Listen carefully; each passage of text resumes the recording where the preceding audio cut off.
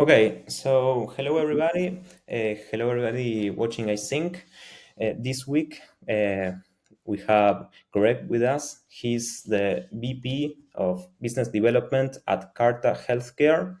So, Greg, thank you for being here. Happy to be here. So, you can start. I might ask you some questions, but let's just start. Okay, just dive right in. Yeah. So I don't know that I have an exceptional volume of words of wisdom for everybody, but what I thought I'd do is just kind of tell you my story and how I got here into my life. I'm 61 years old. I've had an incredible career in the healthcare technology business, and I'll just give you a little information about how I got there, because I will tell you that this career that I've had was not a plan. It was not a life plan. And I think for many young people today, there's this pressure to feel like you have to have a plan. And I think I'm a good case study in why you don't necessarily have to have a plan. And just a little bit of background for y'all. I grew up in way upstate New York, for those of you who are familiar with the United States. And I grew up about an hour south of Montreal, Canada, in a town called Lake Placid, New York, which is where the Olympics were held the Winter Olympics were held in 1980. And I was a kid that grew up ski racing, and I made it all the way to the U.S. ski team level, and basically envisioned my life being a professional athlete. That's what I wanted to do. And in about 1983 or so, I had a very bad crash ski racing, and essentially ended my career. Very bad back injury. But I wanted to stay involved in skiing in some way. And so the university that I went to, I actually have 2 degrees from university. One is an economics degree and a business degree. And then the other degree that I have is in ski industry management. I went to a university in the state of Maine, the University of Maine, actually, where they had a specialized program for essentially how do you run the ski business. And when I say the ski business, it could be anything from running a ski resort to being a product manager in a manufacturing company that produces skis. It could be anything like that. And so I figured it was a great way for me to stay involved in the sport and continue sort of leverage both my business career as well as my athletic background. And when I graduated from university in 1985, it was a terrible snow year here in the United States. And when that happens in the outdoor sports industry, there aren't really any jobs to be had. And so I was graduating from college. I didn't have any money. I was broke, and I had student loans to pay as well. And so I figured, well, I need to get a job doing something. And a lot of my friends back in those days were headed to New York City into the financial services world. And so I went down to New York and ended up getting job offers from 3 companies, banks basically, that are no longer in business today. But when I grew up in the mountains of upstate New York. I went to college in the mountains of Maine, and I couldn't foresee myself being living in the concrete jungle of Manhattan, basically. And so I started looking at other options. Where could I go? And the next best place for me that was closer to snow and mountains was Boston, Massachusetts.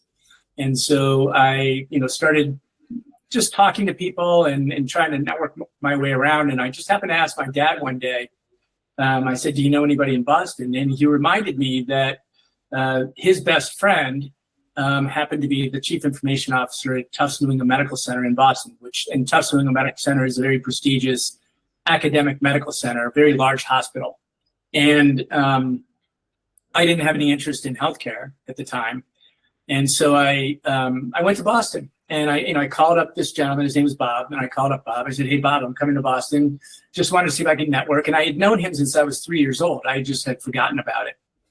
And so I went and I visited with Bob, And we had lunch. And during the lunch, he told me about a certain software platform that they were developing for the hospital that had some commercial interest outside the hospital. And they were thinking about building a company around it. And at the end of the lunch, he asked me if I wanted a job. And I said, doing what? And he said, I don't know, we'll figure it out. 40 years later, I'm still in the healthcare technology business, and it's been a wonderful ride. And so while, venturing into my career, it was not a life plan by any stretch. And actually, when I was in university, there were two topics that I really cared very little about, which was, you keep in mind, this is the time, right? I went to college during 1980 to 1984. Technology isn't what it is today, obviously. I just didn't have any interest in it, but I found myself in this career. And so, back in those days, I did a lot of grunt work. I did a lot of administrative things, but I ultimately got to learn the healthcare business, how to run a hospital, by virtue of the job that I was doing. And I ended up being what's called a management engineer. And a management engineer essentially is somebody who analyzes processes and looks for opportunities for improvement in the process, essentially. And I really became fascinated with how hospitals were operating, but I became more, I guess, passionate about, no, not passionate at that point, probably intrigued and interested in, as I was watching, doctors and nurses take care of patients. And I fell in love with their compassion. I fell in love with their authenticity and their focus, I guess, on improving people's lives. And so I was hooked. I was hooked on healthcare. And, over the years, I should back up a little bit. The company I was working for the hospital, but about a year after I started there, we spun out as a subsidiary of the hospital and started our own software company, essentially. And, software back in the mid 80s was a new concept. There was hardware, but there wasn't a lot of software running businesses, I guess is the best way to describe it, other than back office functions like accounting and finance and human resources and things like that. And so we started this company, and it was me and 3 other people. And we didn't have any venture capital money. We had a little bit of funding from the hospital, but not much.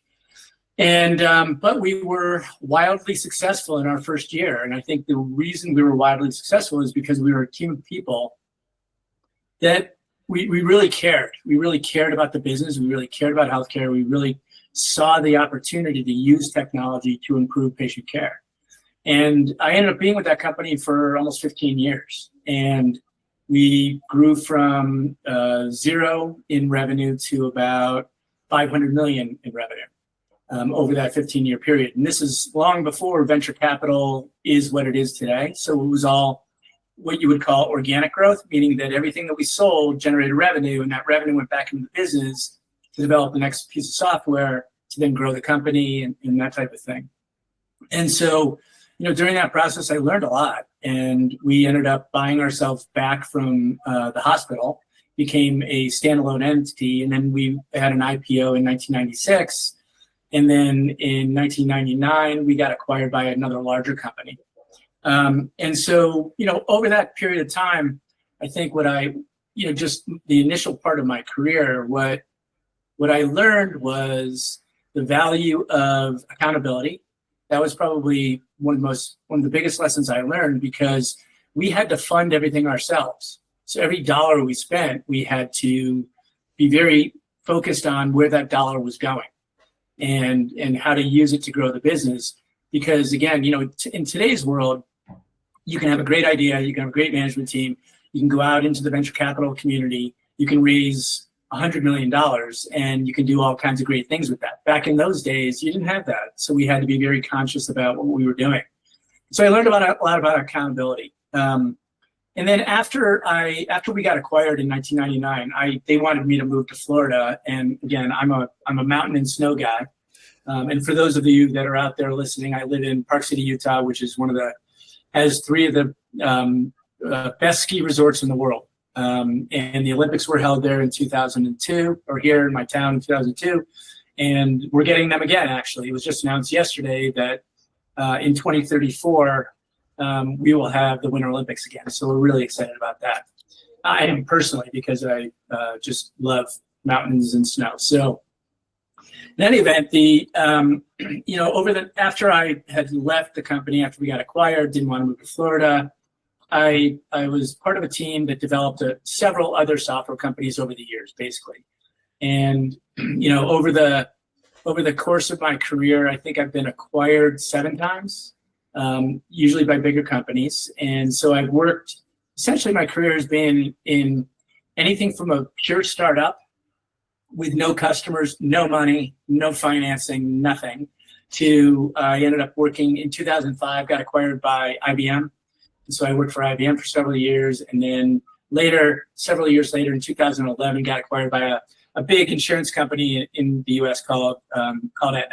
And so I've seen kind of the gamut of, small company, to very, very, very, very large Fortune 50 kind of size of a company. So it's been a learning experience along the way. But if I kind of fast forward to where I am today and a few life lessons, I guess, and I should also mention that I have 2 kids that are not that much older than perhaps the people listening in on this. They're 25 and 23, and both actually were on the U.S. ski team as well, and were professional athletes.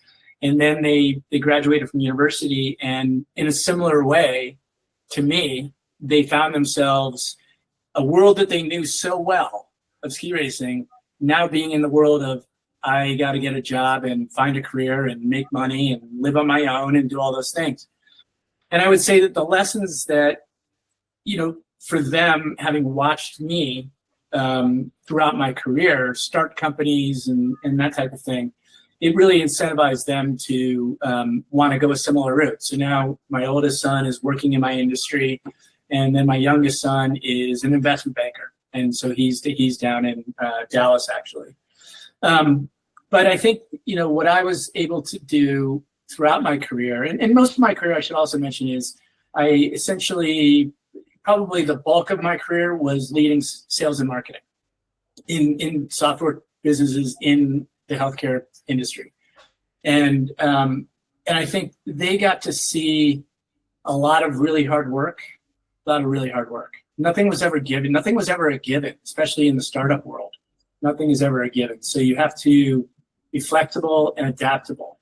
And so if I can just, I guess, give you one thought, when I think back to my own career and I think about my kids and what they're doing now, it's okay if you don't have a plan. It's okay. And one of the things that because life is long, and especially, people your age, you're going to live much longer than somebody my age. And that's because of modern technology and advancements in medicine and all of that. So what I tell my kids and their friends as well is take your time. Take your time. You don't feel like you need to rush and find the exact thing that you're going to do for the rest of your life. You're probably going to have multiple careers in your life. And that's a good thing, because as you get older and get more experience and learn and grow, you're going to find the thing that that you really do want to pursue and love. And so that kind of gets to my second point, is that the business that I've been in, it's just hard. It's just really hard. I spend half my time on an airplane, visiting customers and other team members and things like that. And I've traveled internationally extensively. So a lot of time away from home. And so it's not an easy life, but it's very rewarding in that, for me personally, in that I can see how any of the companies that I've been with have a positive impact on patients. And that, even though it is hard work, it fuels me. So I would say, anything that you can do to find the thing that you truly love, and make money at, That's the other thing, right? I mean, you hear a lot of people will say, just follow your dream, follow your passion. That's great. I fully support that. But you also got to eat, right? You need a roof over your head. So you need to make money along the way. And so the sweet spot is if you can find something that really you're passionate about, that you can see yourself doing for a long period of time, that you will also make money at. That is the best scenario all the way around. So I tend not to use colloquialisms like follow your bliss or follow your dreams or anything like that. It's really not about that. I think life is a journey, and it's a long journey, and you're going to have lots of chapters in that story. So just, I would say, be open-minded, and if there's one, I guess, personal characteristic that I have always had, and that I have always, I would say, looked for in the people that I've hired onto my team, is I look for natural curiosity. When I was a kid, my dad, he used to call me the why kid, because I always asked why. Whatever the situation was, I would say, well, why? Why is that? How does that work? That type of thing. I was just naturally curious. And I still am today. And so being having natural curiosity and a capacity for lifelong learning goes a very long way.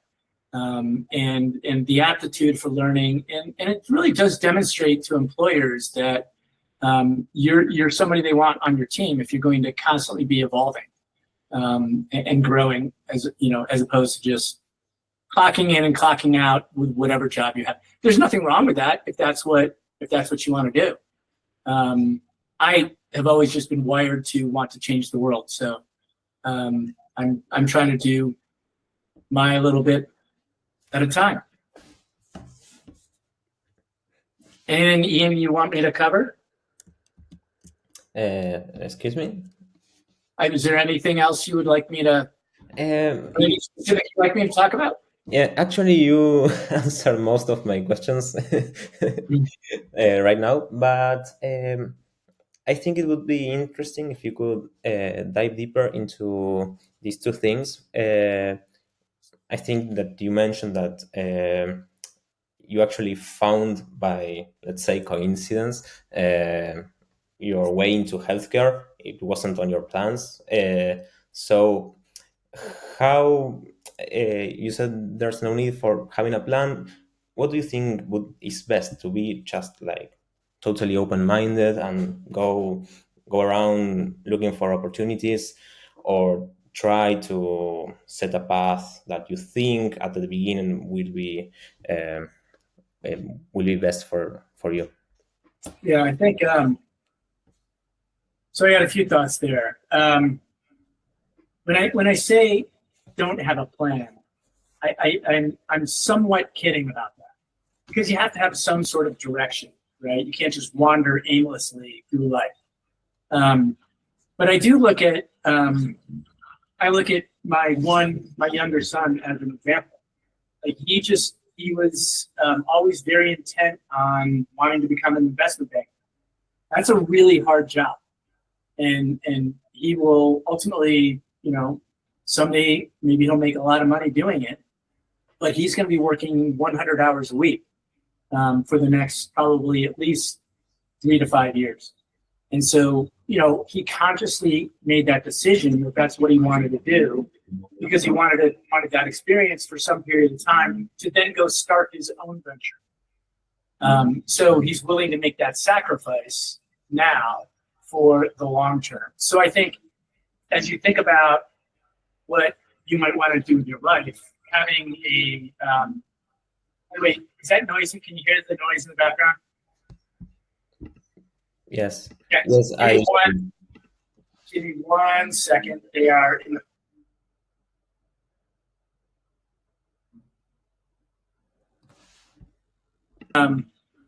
So again, I think for, in the case of my son, right, he has a life goal, and the life goal is to build something on his own, but he knows that he needs experience in order to do that. So he's willing to sacrifice the next few years in order to longer term get the results that he wants in life.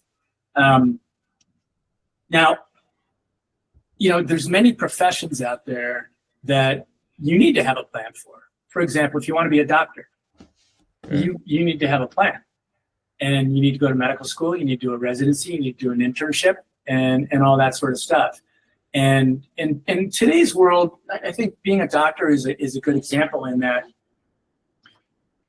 And I don't know how much you know about healthcare out there, but the notion of doctors becoming doctors to make a lot of money, that's an old notion. They don't make nearly as much money as they used to. And when you think about it, you go through high school, you then go to regular undergraduate university, then you have to go to medical school for 4 years, then you have to do a residency for 2 years, then you have to do an internship for another 2 years. And then if you specialize, like in neurology or something like that, you might be looking at another 4 years after that. So you could be in your mid-30s before you actually start making any money. You don't do those kinds of things unless you are absolutely passionate about things like patient care, taking care of people. And so I think if you don't have the passion and the drive and the motivation and the delight in what you're doing, life is gonna be really hard. It's not gonna be fun. And so, and I don't have an answer, by the way, for finding that thing that is going to drive, other people. So, everybody just has to find it on their own, and you gotta, trial and error. You'll make mistakes, and making mistakes is okay. I've had a couple of oops, I would say, in my career where I joined a company where I thought it was one way, and then I got inside the company and it was very different. And those weren't fun. I had 2 companies where I was at probably 2 years each, and it wasn't a fun experience, but I learned from it. And moved on. I think that's part of the lifelong learning process. The other thing I would also say, and just as I think I have a very specific philosophy on a few things. One is corporate America teaches people to not be human beings, right? So what I mean by that is when you're in corporations, you're often expected to be. You're familiar with Superman, right? The superhero. So if you think about it, Superman, he puts on his suit, he's got his cape, he can jump tall buildings, he can stop trains, he can take bullets, he can fly. He's just got incredible powers. And so in corporate America, I would say, and I don't know where it is in other parts of the world like Argentina and so on, but definitely in corporate America, they instill in you this notion that you have to be Superman, that you can't fail. Mm-hmm. And that's absolutely not true. And so as part of, just personal growth, and I believe me, I thought I had been Superman for probably the first 15 years of my career. And then I had, several experiences where I learned the value of authenticity. Hey, it's hearing. Yes. Yes. Yeah. They're mowing my lawn. That's what's going on. Yeah. Okay. Hopefully it'll calm down. But okay. What I was saying was essentially is there's incredible power in being authentic, being who you are, and just being comfortable with who you are, not trying to mold into somebody else's view of who you should be. And I would say, if I've ever found myself in a situation where I'm not, it's not a welcome environment for me to be me, I move on, because I just believe in the power of authenticity, and I believe in the power of human connection and relationships. And unless you are an authentic human being, you can't have relationships and human connection. And that's probably the most important thing in the world of business anyway. Okay. Okay. What else can I tell you? Yeah, I had another question. What do you think would be the best, let's say, balance or equilibrium between uh, choosing your preferences, for example, in your case, living close or next to the mountains, versus just sacrificing, as you say, your son is doing, especially early on, like in your 20s? Yeah, What? it's a good question. Yeah. So, um, in my career, I lived in Boston for about 13 years. I lived in San Francisco for about 10 years. And we've been here in Park City, Utah for about 20 years. And when we moved to Park City, Utah, my kids were 4 and 2. And I was working for IBM. And IBM didn't care where I lived as long as I was within 50 miles of a major airport because I had to travel all the time. And so when we made the decision, well, I should back up. One of the things that led to the decision for us to just pick up and move from Boston to Park City was my mom and my wife's mom both died of cancer within 6 weeks of each other in 2003. And my wife and I just had a conversation about how short life is because both of our moms died pretty young. And so we literally, over dinner one night, made a decision to pick up and move. And that was a risk. That was a risk because, theoretically, if I wasn't working for IBM and I wanted to work for another software company in healthcare in, Salt Lake City, Utah, which is the closest major city to me, the prospects of finding a job were very slim. But I got really lucky. And here's how I got lucky. IBM didn't, as I mentioned, IBM didn't care where I lived. And so that made it easy to just pick up and move. But what happened then was there was a gentleman who was on my sales team back in about 1995, who we had always just stayed really good friends and communicated regularly and all that sort of stuff. And when he heard that I had moved to Park City, and he lived in Salt Lake, he had just started a software company. So about 6 months after I moved here, he called me and said, "Hey, I need you to come run sales and marketing at this company." And again, that was a risk, right? Because the healthcare technology business or industry in Salt Lake City, Utah, was very, very tiny.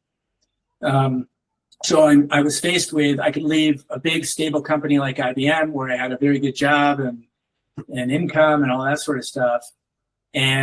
Or I could go with a startup company that he started that happened to be in Salt Lake.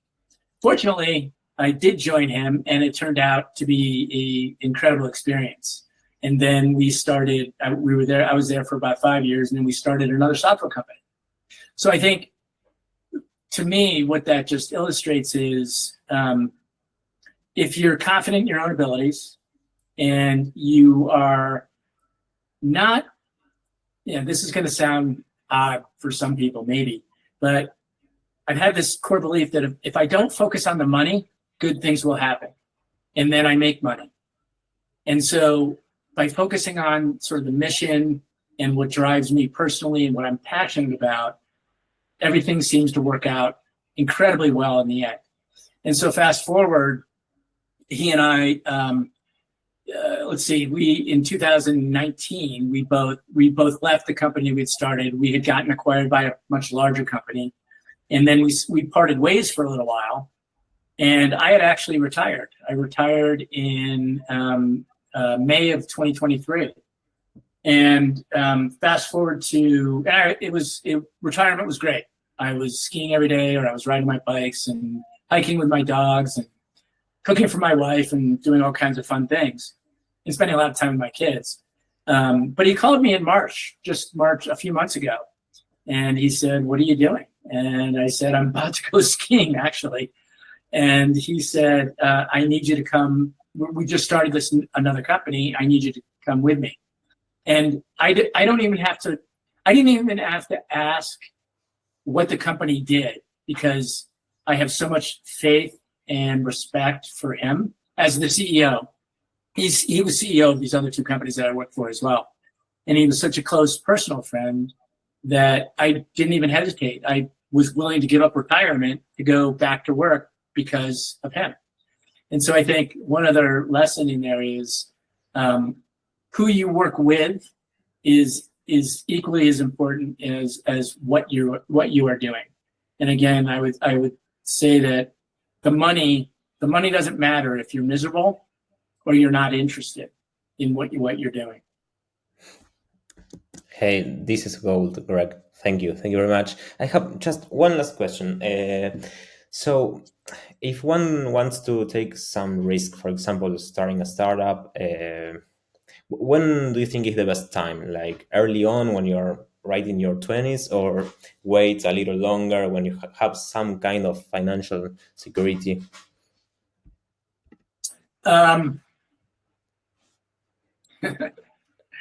That's a tricky question because if you're Mark Zuckerberg, you hit the lottery right out of the gate. Right out of, he didn't finish, he left Harvard. And most people would look at that and say you're crazy, but obviously we know what he did from there. I do think somebody like Mark Zuckerberg is an exceptional, brilliant person. So those don't come along every day. I do think I can say that one company I was in, there was the two founders were very young. They were in their late 20s. And I was in my 40s at the time, I think. And they were brilliant. They thought they had a great idea, and they did. But they couldn't operate their way.